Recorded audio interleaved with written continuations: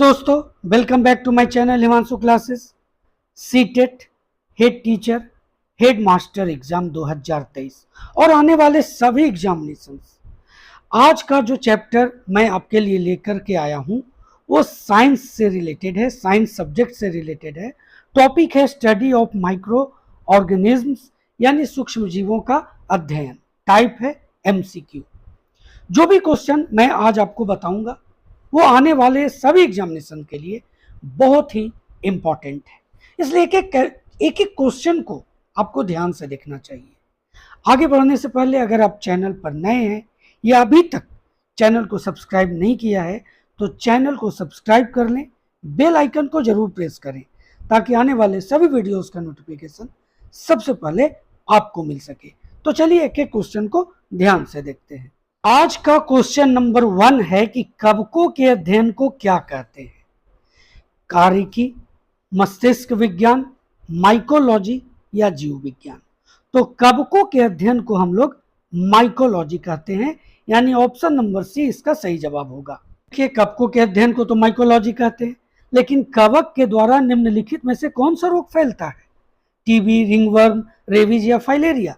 तो इसका सही जवाब ऑप्शन नंबर बी होगा, रिंगवर्म कवक के द्वारा फैलता है।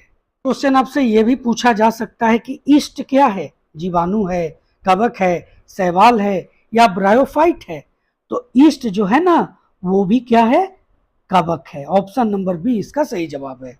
ये क्वेश्चन नंबर 4 है कि रेड रॉट, ध्यान दीजिएगा, जो रोग है उसका नाम है रेड रॉट। ये किस में पाया जाता है? धान में, गन्ना में, सरसों में या गेहूं में? तो रेड रॉट रोग है वो गन्ना में पाया जाता है, ईख में पाया जाता है। ऑप्शन नंबर बी सही जवाब है। ये क्वेश्चन नंबर 5 है कि पोलियो क्या है? पोलियो जिस जीव से उत्पन्न होता है वो जीव आखिर है क्या? कृमि है, जीवाणु है, कवक है कि विषाणु है? तो इसका सही जवाब होगा ऑप्शन नंबर डी, विषाणु। यानी पोलियो जिस जीव के द्वारा, जिस सूक्ष्म जीव के द्वारा फैलता है वो क्या है? विषाणु है। नंबर 6 है कि तपेदिक किससे फैलता है? तपेदिक आप जानते हैं ट्यूबरकुलोसिस, टीबी भी कहते हैं। संक्रमित वायु द्वारा, खून ट्रांसफ्यूजन द्वारा, दूषित जल द्वारा या यौन संबंध द्वारा? तो तपेदिक यानी ट्यूबरकुलोसिस, टीबी जिससे फैलता है वो ऑप्शन नंबर ए इसका जवाब होगा, संक्रमित वायु के द्वारा। क्वेश्चन नंबर 7 है कि विषाणु है कोशिकीय है, अकोशिकीय है, एक कोशिकीय है या बहुकोशिकीय है? बहुत इंपॉर्टेंट क्वेश्चन है। आप देख रहे हैं 1 वर्ड में इसका आंसर है, लेकिन आपको जानना बहुत जरूरी है। तो विषाणु जो है वो ऑप्शन नंबर बी, अकोशिकीय, यानी ये इसके कोई भी सेल इसमें नहीं होते हैं, इसलिए यह जो हो गया ऑप्शन नंबर बी, अकोशिकीय होता है क्या? विषाणु। क्वेश्चन नंबर 8 है कि टाइफाइड किसके द्वारा फैलता है? स्यूडोमोनास, स्टेफाइलोकोकस, बैसिलस या साल्मोनेला टाइफी? तो टाइफाइड जो है वो किसके द्वारा फैलता है? इसका जवाब होगा option number D, salmonella typhi. Number 9 है कि विषाणु किससे बने होते हैं? प्रोटीन और लिपिड, न्यूक्लिक एसिड और प्रोटीन, लिपिड और कार्बोहाइड्रेट, कार्बोहाइड्रेट और न्यूक्लिक एसिड? तो इसका जो सही जवाब होगा ऑप्शन नंबर बी होगा, न्यूक्लिक एसिड और प्रोटीन के बने होते हैं क्या? विषाणु यानी वायरस। क्वेश्चन नंबर 10 बहुत ही इंपॉर्टेंट है। कवक को मारने के लिए कौन सा रसायन प्रयोग किया जाता है? Magnesium sulphate, zinc sulphate, nitric acid या कॉपर सल्फेट? तो इसका जो जवाब होगा ऑप्शन नंबर डी होगा, copper sulphate, CuSO4। Question number 11, निम्नलिखित में से कौन सी विषाणु जनित बीमारी मनुष्यों में होती है? अब सबसे पहले बात है कि जो भी इसका आंसर होगा वो क्या होगा? विषाणु जनित बीमारी होगा। और मनुष्य में होने वाले, तो देखिए प्लेग भी मनुष्य में होता है, मम्प्स भी मनुष्य में होता है, सिफिलिस भी मनुष्य में होता है। अब इसमें से कौन इसका सही जवाब होगा? तो इसका जो सही जवाब होगा ऑप्शन नंबर बी होगा, मम्प्स। तो आ जाते हैं क्वेश्चन नंबर 12 कि चेचक किसके द्वारा होता है? यानी प्रोटोजोआ के द्वारा होता है, जीवाणु के द्वारा होता है, कवक के द्वारा होता है कि विषाणु के द्वारा होता है? तो चेचक जो है ना वो विषाणु के द्वारा होता है। देखिए ये जितने भी सूक्ष्म जीव हैं इससे रिलेटेड एक वीडियो मैंने आपके बीच में रखा है, उसका लिंक मैं डिस्क्रिप्शन बॉक्स में दे दूंगा, जहां से जा करके आप जितने भी बीमारियों से जीवाणुओं से होने वाले बीमारी हैं उन सब के बारे में आपको जानकारी मिल जाएगी। क्वेश्चन नंबर 13 बहुत ध्यान से देखिएगा। रोगजनक जीवाणु स्रावित करते हैं, यानी जो रोगजनक वायरस होते हैं वो क्या सेक्रेट करते हैं? एंटीबॉडीज, एंटीजन, हार्मोन या इंटरफेरोन? तो इसका जो सही जवाब होगा ऑप्शन नंबर बी होगा, एंटीजन रोगजनक जीवाणु स्रावित करते हैं। क्वेश्चन नंबर 14 ध्यान से देखिएगा। बीमार व्यक्तियों में एंटीजन का क्या प्रभाव पड़ता है? श्वेत रक्त कणिकाओं का उत्पादन बढ़ाता है, जीवाणुओं के खिलाफ एंटी सीरम का उत्पादन बढ़ा देते हैं, एंटीबॉडी का उत्पादन बढ़ा देता है, या जीवाणुओं की वृद्धि को रोकता है? तो बीमार व्यक्तियों में एंटीजन का प्रभाव एंटीबॉडी का उत्पादन बढ़ा देना होता है। ऑप्शन नंबर सी इसका सही जवाब होगा। क्वेश्चन नंबर 15 है कि नील हरित शैवाल जो है अलगी किस समूह में आते हैं? साइनोबैक्टीरिया, यूबैक्टीरिया, प्रोटोजोआ या कवक?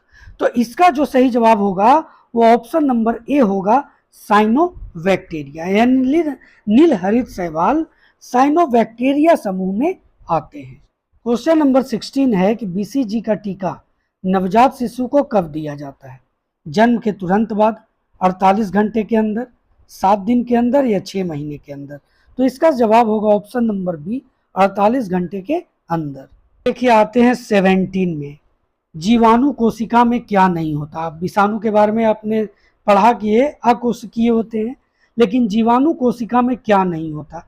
माइटोकॉन्ड्रिया, कोशिका भित्ति, राइबोसोम या प्लाज्मा झिल्ली? तो इसका जो ऑप्शन है उसके अनुसार जो सही जवाब होगा वो ऑप्शन नंबर ए होगा, माइटोकॉन्ड्रिया जीवाणु कोशिका में नहीं पाई जाती।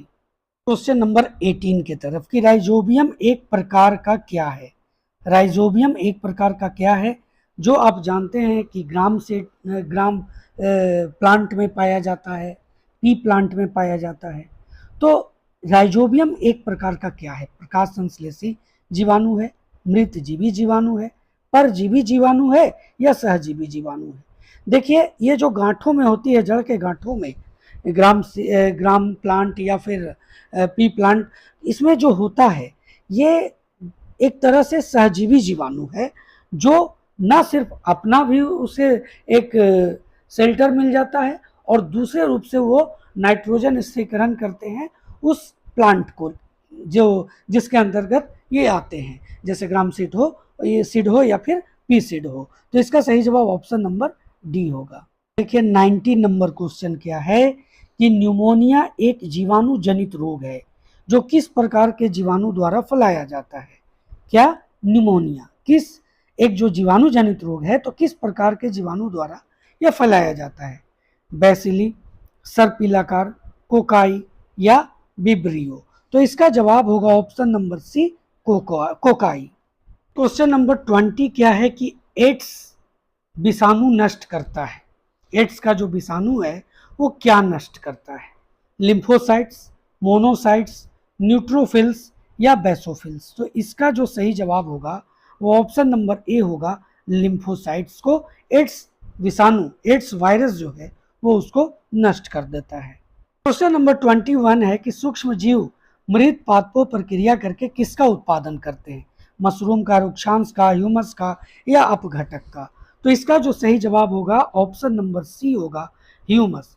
ह्यूमस जो है मिट्टी की उर्वरा शक्ति बढ़ाने में बहुत ही उपयुक्त होती है, बहुत इंपॉर्टेंट होती है, इसलिए सूक्ष्म जीव मृत पादपों पर क्रिया करके ह्यूमस का मात्रा बढ़ा देते हैं और इससे मिट्टी की उर्वरा शक्ति बढ़ जाती है। क्वेश्चन नंबर 22 है कि बर्ड फ्लू पैदा करने वाले H5N1 वायरस का पता किस वर्ष में चला था?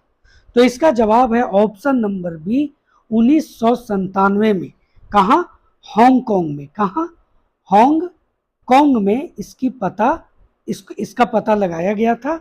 वर्ष था 97। क्वेश्चन नंबर 23 है कि फाइलेरिया पैदा किया जाता है। ऑप्शन आप देख लीजिए, बुचेरिया बैंक्राफ्टाई द्वारा, प्लाज्मोडियम वाइवेक्स द्वारा, एस्कैरिस लिम्ब्रिकोइडिस के द्वारा, या फिर इंट अमीबा हिस्टोलिटिका के द्वारा। तो फाइलेरिया जो पैदा किया जाता है वो बुचेरिया बैंक्राफ्टाई के द्वारा, यानी ऑप्शन नंबर ए इसका सही जवाब होगा, बाकी ये 3 नहीं होंगे। नंबर 24 है कि मुख से लिए जाने वाले पोलियो वैक्सीन का विकास किसने किया था। देखिए सभी वैज्ञानिकों का नाम लिया यहाँ पर लिखा गया है, उसमें से एक सही होंगे। Louis Pasteur, Jonas Salk, sir Robert पील या अल्बर्ट साविन। तो मुख से लिए जाने वाले पोलियो वैक्सीन का विकास अल्बर्ट साविन यानी ऑप्शन नंबर डी सही जवाब होगा। पोलियो वैक्सीन का विकास सबसे पहले जोनास साल्क द्वारा किया गया था, परंतु मुख से लिए जाने वाले पोलियो वैक्सीन का विकास अल्बर्ट साविन ने किया था। ये चीज को जरूर आप नोट कर लेंगे, याद रखेंगे। चलाइए क्वेश्चन नंबर 25 पर, किस रोग के लिए स्वास्थ्य एवं परिवार मंत्रालय द्वारा टेस्ट एंड ट्रीट नीति प्रारंभ हुआ है। ध्यान दीजिएगा, टेस्ट एंड ट्रीट नीति। चिकन पॉक्स, पोलियो, तपेदिक या फिर HIV। तो टेस्ट एंड ट्रीट नीति का प्रारंभ हुआ है वो HIV के लिए, यानी ऑप्शन नंबर डी इसका सही जवाब है। नेक्स्ट है कि मनुष्य में परजीवी संक्रमण यानी पैरासाइटिक इन्फेक्शन पैदा करने वाले कीड़ों के अध्ययन को क्या कहते हैं। क्वेश्चन आपने समझ लिया है, ऑप्शन में अब आपको बताता हूं। हेलमेंथोलॉजी, हर्पिटोलॉजी, एक्थियोलॉजी या मैलाकोलॉजी। तो इसका जो सही जवाब होगा ऑप्शन नंबर ए होगा, हेलमेंथोलॉजी।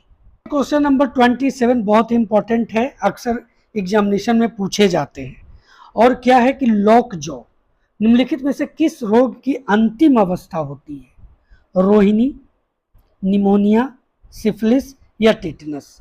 तो इसका जो जवाब होगा ऑप्शन नंबर डी होगा, टिटनस का लॉक जॉ अंतिम अवस्था होती है। क्वेश्चन नंबर 28 बहुत इंपॉर्टेंट है, निम्नलिखित में कौन सा रोग एक व्यक्ति से दूसरे व्यक्ति में संक्रमित नहीं होता है।